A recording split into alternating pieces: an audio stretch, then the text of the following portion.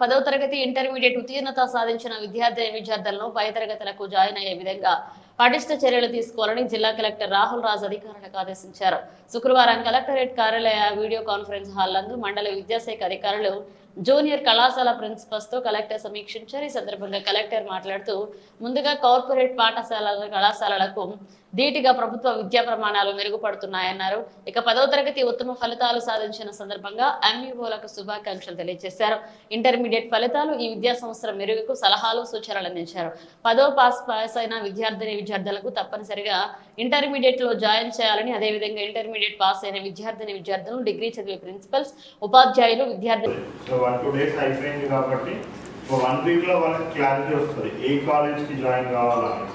So mostly మనం ఏం చేయాలంటే ఇప్పుడు మండల్ లెవెల్లో సో మీరు ఒకటి వర్కౌట్ చేయండి.